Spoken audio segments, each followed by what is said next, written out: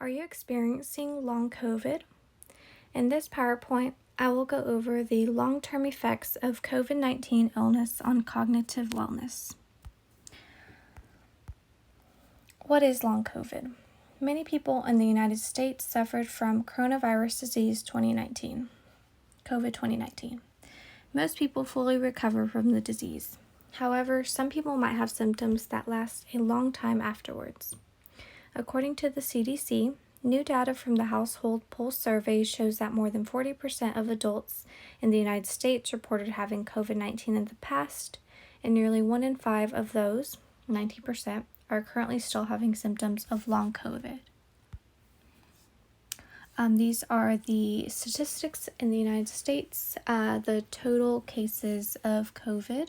So as of July 8th, 2022, there has been 88.4 million cases in the U.S.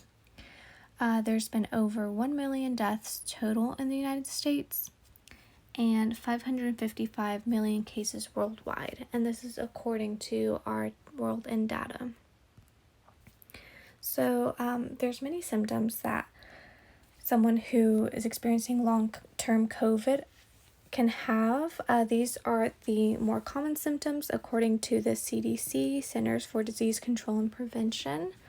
So this includes tiredness or fatigue that interferes with daily life, symptoms that get worse after physical or mental effort, and fever. So before I go over the more cognitive declines due to long-term COVID, I want to define some terms dealing with cognitive health. So cognition can be defined as processes we use in our brains to think, read, learn, reason, remember, and pay attention. Cognitive impairment is when one has some sort of difficulty with cognitive function. And cognitive health is an important component of brain health. Having good cognitive health means that your brain is able to perform basic and complex activities of daily living. So here you can see that these are kind of key aspects of cognitive health. So this includes memory, speed, creativity, attention, focus, and flexibility. So these are the neurological symptoms of long-term COVID-19 according to the CDC. The most one that I've seen while researching on this topic was brain fog. So this is difficulty concentrating or thinking. Other symptoms include headaches, sleep problems, dizziness when standing up, depression or anxiety, and change in smell or taste. A big reason for the depression or anxiety one was because of the isolation that we had to go through during 2020 and during COVID-19. And these are ways to manage long-term COVID-19. So because there still needs to be a lot more research to figure out and determine the exact reason why some people get long COVID and how common it is.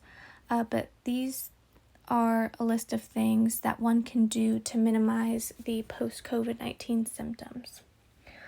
So exercise is a big one to help increase blood flow, and this will help encourage brain healing. Improving your diet, so avoiding like fast foods and sugary foods, which can delay healing. Taking vitamin D was also a big one, which helps support brain and nerve function. You can exercise the mind and memory by doing like crossword puzzles or games to help your brain. Quit tobacco use was also a big one because it was stated that smokers won't recover as fully as they could if they did quit. You want to minimize alcohol use just because this could worsen those that are experiencing anxiety or depression.